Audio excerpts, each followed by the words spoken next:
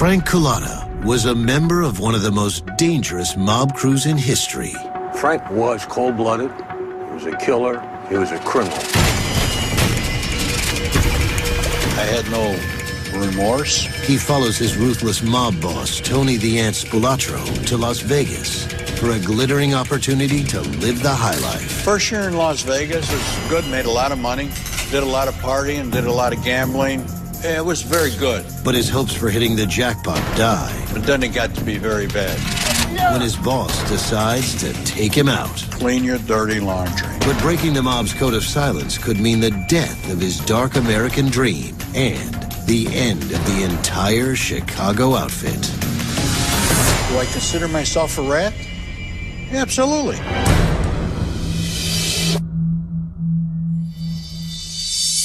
In Chicago, thanks to bootlegging, Tommy guns, and extreme violence, organized crime first makes a name for itself in the 1920s. Led by the infamous Al Capone, the Chicago mob is known as the Outfit.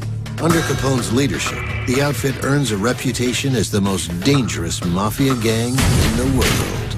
By 1975, the Outfit orders the killing of their own boss, Sam Giancana, as he is about to testify for the FBI.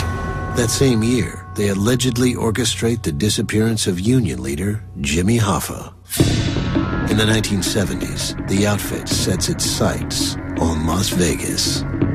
Well, the Chicago outfit's interest in Las Vegas was primarily the operation of skimming at the hotels that they controlled. Dennis Arnoldi is a retired FBI agent assigned at the time to the Las Vegas division. I worked in the area of organized crime, specifically the Chicago outfit. In the 1970s, the Outfit controls 3 casinos in Las Vegas. Mob boss Tony the Ant Spolatro runs their operations on the Strip. Despite his small stature that earned him his nickname, Spolatro is a notoriously ruthless enforcer for the Outfit. Tony Spolatro was a tough guy. He could really handle himself. In 1971, Spolatro sets up shop in Vegas to handle the Outfit's business there, fencing stolen goods, extorting locals, and skimming gambling profits. By 1979, business is booming for the Outfit, but Spolatro needs more muscle to control the casinos. He turns to his childhood friend from Chicago, Frank Cullotta. Cullotta is a second-generation criminal, loyal to the Mafia's code of complete obedience and willing to do whatever it takes to please Spolatro. Frank Cullotta was cold-blooded. He was a killer. He was a criminal. Tony trusted Frank to do the right thing for the outfit. And I said, what are you expecting out of me out here? What's my function going to be? He, first of all, wanted me to watch his back to make sure that he wouldn't get whacked. He also wanted me to keep in contact with pit bosses, casino managers, and the stardust. What I've learned about being connected to the outfit is you definitely had to follow the protocol. If you went against it, you were going to get either reprimanded, beaten up, or killed.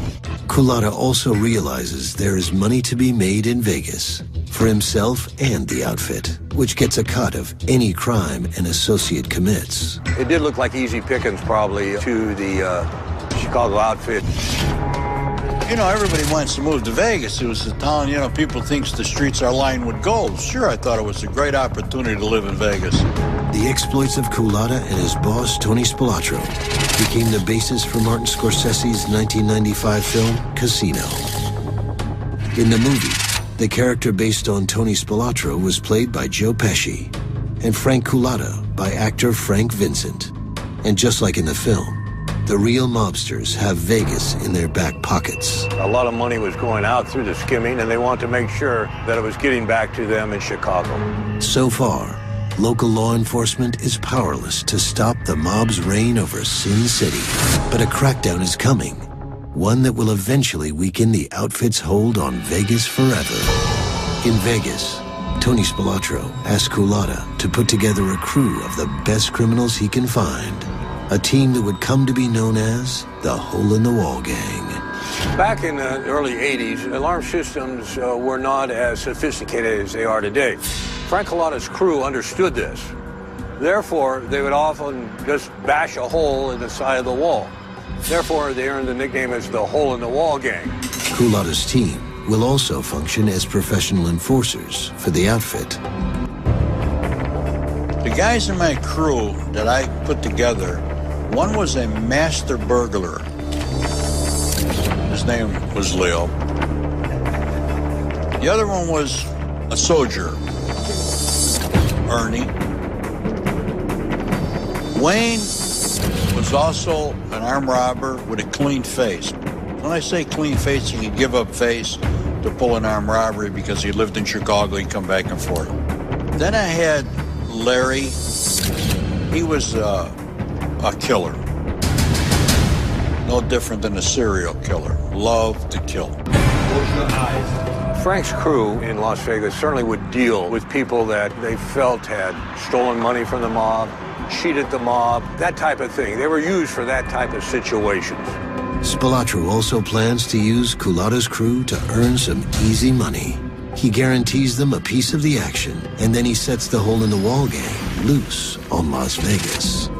For Cullotta, it's a chance to live it up in Las Vegas and improve his standing in the mob. As long as he stays on the good side of Spilotro and the Chicago outfit, the opportunities seem endless. We robbed a lot of drug dealers. They were the easiest ones to rob. We robbed everything there was to be robbed as long as there was money involved. First year in Las Vegas was good, made a lot of money. What's up? A lot of money. We robbed a lot of jewelry stores. It was very good. The one who makes the most money's got the most power. It's all about money. Cullotta's crime spree makes him a rising star in the Vegas criminal world. And the job comes with perks. Did a lot of partying, did a lot of gambling. I had a lot of girls around me. You know, they wanted to be around wise guys. It was a glamorous life. But Cullotta's increasing status in the outfit is threatened after he becomes involved with a small-time crook and drug dealer named Jerry Lisner. Jerry Lisner was an individual in Las Vegas. He had a reputation as a con man. I was introduced to this Lisner guy, and I didn't like this guy very much because I could see he was sort of like a weasel.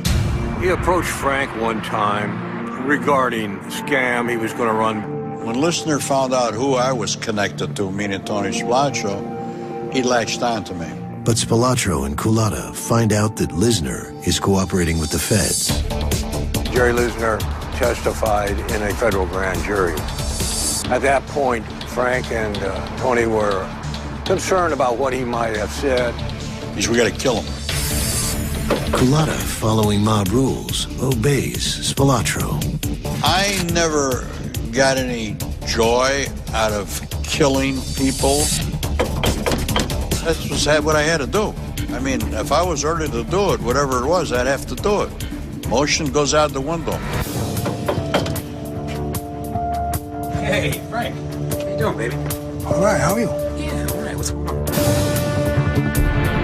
With his lookout man, Wayne, outside, Cullotta moves in for the kill. Cullotta, always the loyal soldier, carries out his orders. I shoot him in the head. First two went in there, they were rapid, real fast. Bang, bang. He's running. What are you doing? What? I'm still running, and I know I'm shooting him in the head. And I just can't understand why nothing's happening. Murdering Lisner proves more difficult than expected. Natural reaction for anybody, if you're this far into a murder, is to complete it. So the best thing I could do is strangle him.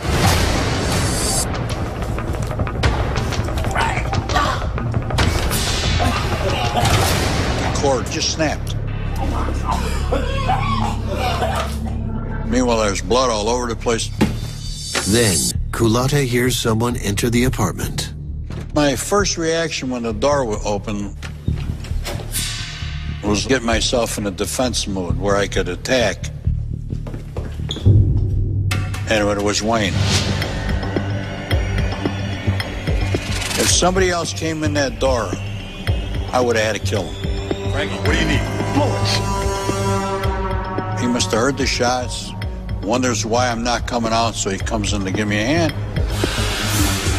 I reload the gun, put a pillow in the back of his head, and I emptied the rest out in his face. You're almost at a bit of panicking right at that time. Cullotta does whatever it takes to get the job done, expecting that Spilotro will be loyal in return. I drag him and I throw him into the pool. So wash anything, evidence he had on him of me, goes in the pool. Frank Cullotta and Tony Spilotro would only consider it a business situation. Whether they liked him or not, they felt that murder would have to be conducted in order to protect them specifically and the outfit in general. Las Vegas police suspect that the outfit has something to do with the killing and numerous other crimes around the city, but they don't have any hard evidence yet. It's a small town, and you're not going to get away with it forever. Especially with a new lawman in town. Sheriff John McCarthy and his team vow to rid Vegas of organized crime. And they swore that they were going to bring down Tony Spilotro and Frank Cullotta. They swore that they were going to end organized crime in Las Vegas. McCarthy put Spilotro's crew under almost constant surveillance. It was 24 hours a day they would follow us, but yet we were still able to commit robberies. The mob is beating the feds at their own game. One thing we had going for us as professional criminals, we had people monitoring their calls, the police calls, plus the detectives' calls. Any cops that were undercover, our radio system was top of the line. We had a better communication system than they did. So we were a step ahead of them at all times. But Cullotta makes a mistake when he ignores the outfit and commits a crime solely for his own gain. Frank uses his gang to steal furniture for his own house. They go in and they empty this whole place, and they bring it to my new house. A neighbor spots Cullotta and his gang suspiciously moving new furniture into his house.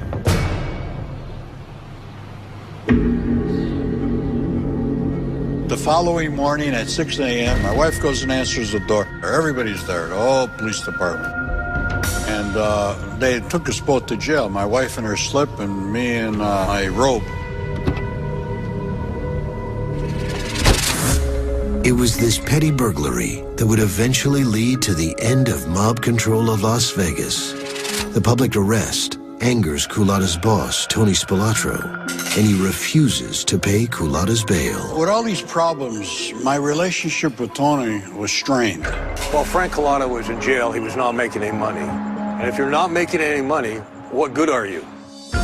But Cullotta has more than prison to worry about if he doesn't stay in Spilotro's good graces. At this particular time, I had to find a score that was going to be well worth our while. The payoff for Cullotta must be big enough to give Spilotro a healthy cut and pay his own legal bills.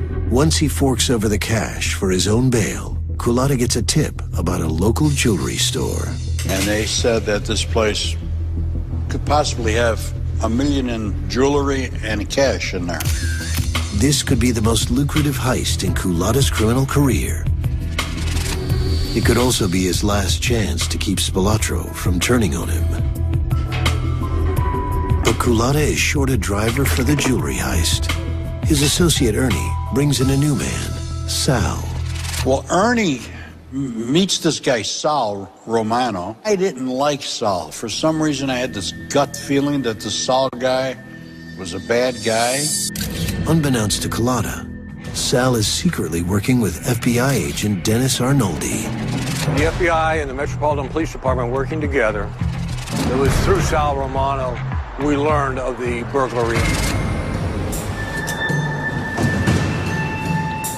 Sal was to drive the station wagon there, park it, and when they unloaded it, bring it to another spot. We had torches and all the equipment you would need to go through the roof into a vault.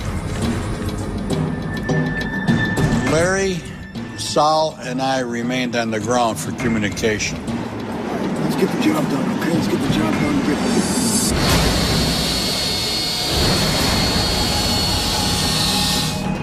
Sal, are you hearing me? You in there? Talk to me, Sal. Suddenly, Sal vanishes. I had no idea where he was. I knew he wasn't there. I said, something's going to happen. Yeah. So I'm telling you, I got a gut feeling this guy's a rat. So I seen the car at the end of the block. And I said, that looks like the feds down there. Yeah. Then they come in from all directions. See those hands? Step out the car. And then they arrested me.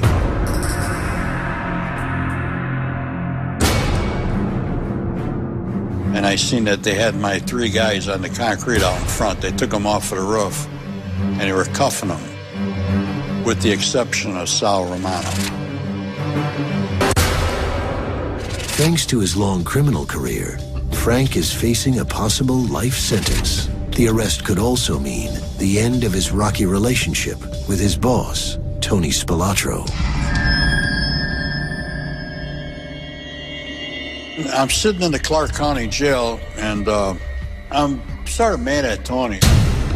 He had always been told if this happened to you, the outfit would take care of your wife and family, but his was not being taken care of.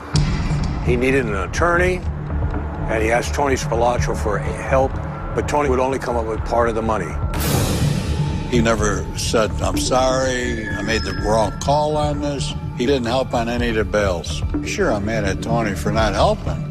Frank knows that behind bars, he's a sitting duck as far as the outfit's concerned. He knew, being in jail, the outfit would think that he might possibly become a government witness, and therefore would kill him. So I'm sitting there, and I'm trying to get over it, and then I get a visit. The FBI brings a tape of a conversation they want Frank to hear, a warning that his life is in danger. And that's when I heard that audio tape. I'm telling you, we've got to do something about Frank. One of the alpha guys in Chicago telling Tony, clean your dirty laundry. Vegas, 1982. Frank Cullotta learns his old friend and mob boss, Tony Spilatro, has put a hit out on him. He knows he must make a decision. And I sat there and I started thinking about how wrong things were going for me with Tony. Realizing his promising future with the mob is unraveling, Cullotta makes a life-changing decision. I was angry. I felt as though I was betrayed. So I called the FBI. Then we sat down and I gave him all this information that I had.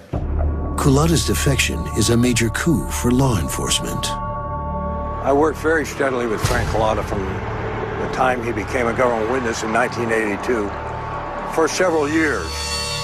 By 1983, Cullotta's testimony led to the indictment of 18 people on federal racketeering charges, including Tony Spilatro. Cullotta fingered Spilatro as the mastermind behind the hole-in-the-wall gang, who the FBI believed committed at least 200 robberies between 1980 and 1981. Cullotta also tied Spilatro to the Jerry Lisner killing. Tony Spilatro and his associates were eventually indicted in federal court in Las Vegas, and they went to trial. The trial ended in a mistrial. But Spilatro was also a suspect in more than 20 murders. With 3 more high-profile trials still to come, in 1986, he finally met the same fate as many of his fellow mobsters. Not too long after that, Tony Spilatro and his brother were killed by their associates in the Chicago outfit. Both Tony and Michael had been beaten to death. The Spilatro brothers were dumped in a grave in an Indiana cornfield. The film Casino recreated the killings in a scene considered one of the most violent in motion picture history. I was not happy with it. Truly, I didn't like the idea of the way they killed him. I figured if they wanted to kill him, why don't they just shoot him in the head? Or strangle him. Why beat him to death, you know? Why make him suffer? Spilatro's brutal murder ended an era in Las Vegas. The mob would never regain its power on the Strip, and in fact, Sin City cleaned up its image in the 1980s, billing itself as a family destination.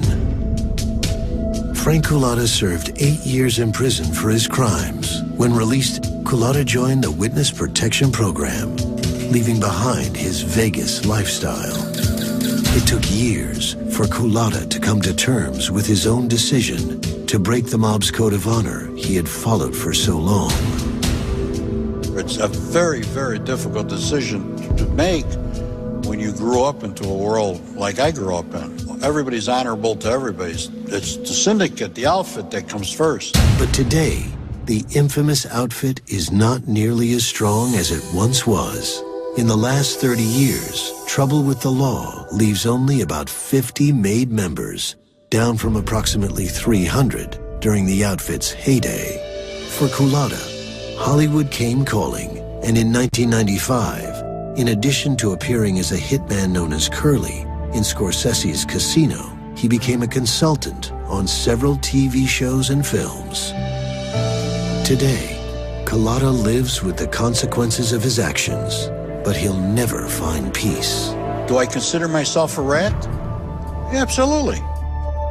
I'm probably gonna always be paranoid till the day I die about who's in back of me. Frank Cullotta has every reason to live his life looking over his shoulder.